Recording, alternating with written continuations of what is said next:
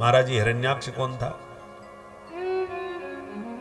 मैत्रेय जी कहते विदुर जी, कश्यप जी सूर्यास्त के समय संध्या वंदन कर रहे थे। उनकी पत्नी दिति ने उनसे रति याचना करी तो कश्यप जी ने समझाया, देवी ऐसा घोर तमा बेला घोराणाम घोर दर्शना। ये शाम का वक्त हो रहा है, शाम के वक्त भगवान का भजन करना चाहिए, ध्यान करना चाहिए, संध्या करना चाहिए। जो स्त्री शाम के वक्त सहवास करके गर्भिणी होती है उसके दुष्ट संतान पैदा होती है। पर दिति को कुछ समझ में नहीं आया तो पत्नी का मनोरथ पूर्ण किया। कामत ज्वर जब शांत हो गया दिति का, तब पश्चाताप हुआ। कश्यप जी ने कहा अब पछताने से कुछ नहीं होगा। तो इसका परिणाम क्या होगा? बोले परिणाम ये होगा कि तुम्हारे गर्भ से 2 आतंकवादी पैदा होंगे, दोनों महादुष्ट दैत्य। डर के मारे देवी दिति ने 100 वर्षों तक बच्चों को जन्म ही नहीं दिया। स्वर्ग जलने लगा दिति के तेज से। देवताओं ने ब्रह्मा जी से कहा ये क्या आफत है महाराज? तो ब्रह्मा जी ने ध्यान लगा के बताया कि मेरे जो मानस पुत्र सनकादिक है ना, वो एक बार वैकुंठ चले गए थे प्रभु का दर्शन करने के लिए। तो दरवाजे पर भगवान के पार्षद जय विजय ने रोक दिया, तो उनको क्रोध आ गया। तो उन्होंने दोनों को 3 जन्म तक राक्षस बनने का शाप दिया है। वे ही दोनों भगवान के पार्षद आज दिति के गर्भ में आ गए। समय पाकर 2 दैत्यों का जन्म हुआ, हिरण्याक्ष और हिरण्यकश्यप। आज भगवान ने बराह रूप धारण करके हिरण्याक्ष का वध कर दिया और हिरण्यकश्यप तभी से भगवान का परम शत्रु बन गया। अब सृष्टि का विस्तार हुआ, पृथ्वी का उद्धार हुआ। तब सबसे पहले बेटियों का वंश बतलाए। 3 बेटियों में मझली बेटी है देवहूति, जिसका विवाह कर्दम ऋषि के साथ में हुआ। कर्दम जी ने 9 बेटियों को जन्म दिया और 10वीं संतान के रूप में साक्षात भगवान कपिल रूप में प्रकट हो गए। बोल कपिल भगवान की जय। सांख्य शास्त्र के प्रवर्तक भगवान कपिल हुए। कपिल भगवान का दर्शन करने स्वयं ब्रह्मा जी अपने ऋषि पुत्रों के साथ आए। तो कर्दम जी ने ब्रह्मा जी से प्रार्थना करी, महाराज मेरे घर में 9 बेटी हैं और आपके साथ में 9 बेटा हैं, बढ़िया जोड़ा बन जाएगा यदि आप कृपा कर दो तो। ब्रह्मा जी बोले बहुत अच्छी बात है। नारद जी सिर्फ घूमने गए थे इसलिए घूमते ही रह गए, बाकी 9 ऋषियों के विवाह हो गए।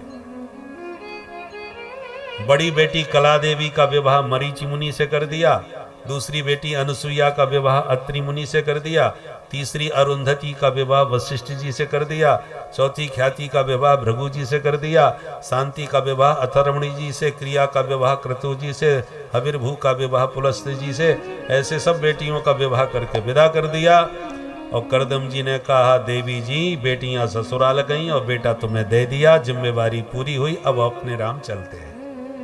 घर छोड़ के कर्दम जी तपस्या करने चले गए और ब्राह्मणों को शिक्षा दी कि कितना भी अनुकूल परिवार क्यों ना हो, और ब्राह्मण का कर्तव्य है चतुर्थ चरण में संन्यास ग्रहण करके ब्रह्म का आराधक, ईश्वर का आराधक बन जाना चाहिए, क्योंकि ब्राह्मण का शरीर ब्रह्म ज्ञान के लिए ही प्राप्त होता है। इससे उत्तम शरीर सृष्टि में कोई दूसरा नहीं है। और इतने उच्च कोटि के ब्राह्मण शरीर को प्राप्त करके भी यदि आप फिसल गए, गिर गए, तो बहुत बड़ा पतन किया है। जैसे आप सांप सीढ़ी खेलते हो, देखा होगा, सीढ़ी मिल जाती है तो ऊपर चले जाते हैं, सांप खाता है तो नीचे आ जाते हैं। तो बहुत सावधानी से चलना पड़ता है। पता चला सीढ़ी चढ़ते चढ़ते आप पहुंच गए 98 पे। 98 तो फिर तो 100 पार करना ही है, और 99 पे सांप आ गया, और गोटी चली तो 1 आ गया।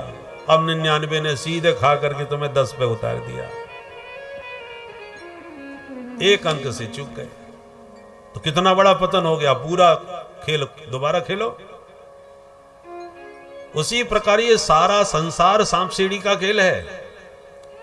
सांप माने सर्प को, ये अघासुर था ना, सांप बन के ही आया था। अघ माने पाप। हमारे पाप भी अघासुर की तरह सांप बन के आते हैं, हमें खा के नीचे गिराते हैं। और जो हमारे अच्छे कर्म हैं वो पुण्य बन के आते हैं, वो सीढ़ी लगा करके आपको ऊपर उठाते हैं। पुण्य ऊपर पहुंचाते हैं और पाप नीचे गिराते हैं।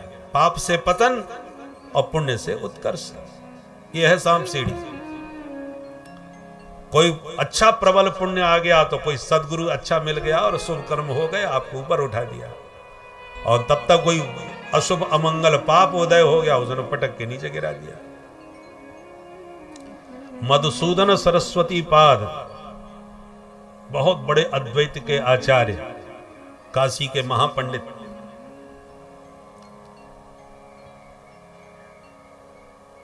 गोपाल के दर्शन की इच्छा हुई, नंद नंदन के दर्शन की इच्छा हुई, तो बोले कि एक पुरस्चरण करने से दर्शन हो जाएगा। उन्होंने एक दो की कहे 17 पुरस्चरण कर डाले, कुछ नहीं हुआ। बोले साहब गड़बड़ है, जब शास्त्र में लिखा है एक पुरस्चरण से दर्शन हो जाएंगे तो हमने तो 17 कर लिए। नाराज हो गए।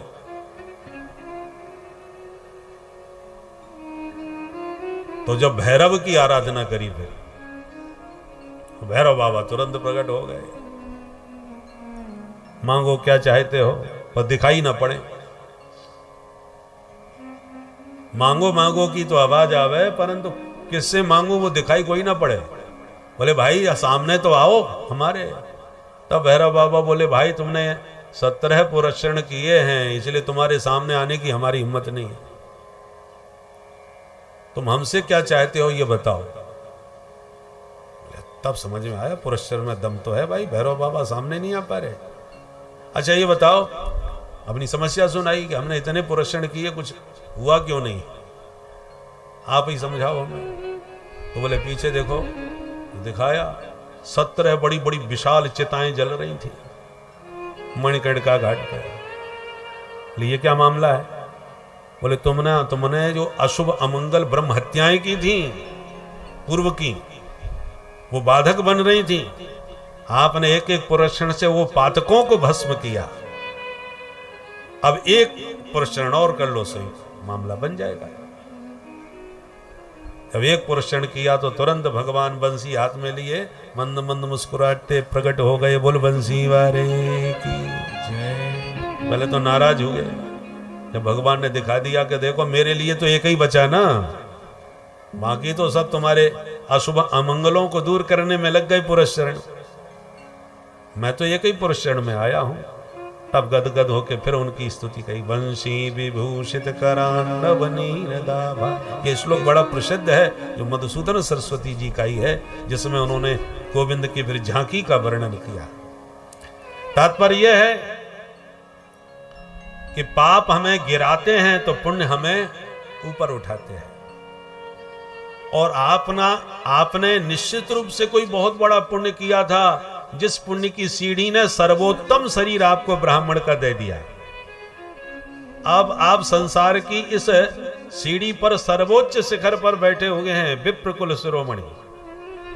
अब विप्रकुल में जन्म लेकर के भी आपने इस खेल को पार नहीं कर पाया, शतक पूरा नहीं लगा पाया, और फिर कहीं किसी पाप अशुभ धुंधकारी की तरह अशुभ अमंगल कर्मों में गिर के नीचे पहुंच गए, तो फिर पूरे 84 का चक्कर लगाना पड़ेगा। पुनरपि जननम पुनरपि मरणम के चक्कर में पड़ना पड़ेगा। इसलिए ब्राह्मणस्य ही देहोयम क्षुद्र कामाय नेष्यते कृच्छ्राय तपसे चेह प्रेत्यानंत सुखाय च। ब्राह्मण का शरीर तुच्छ विषयों में बर्बाद करने के लिए नहीं होता, ब्राह्मण का शरीर ब्रह्म विज्ञान के लिए होता है, जो अनंत सुख को देने वाला है, जिसके सामने ये विषयानंद तुच्छाति तुच्छ है। अलम विषय वार्ताया नरक कोट विभत्सया। जिस दिन उस ब्रह्मानंद की अनुभूति हो जाएगी, उस दिन ये विषय तुच्छ से तुच्छ दिखाई पड़ने लगेगा।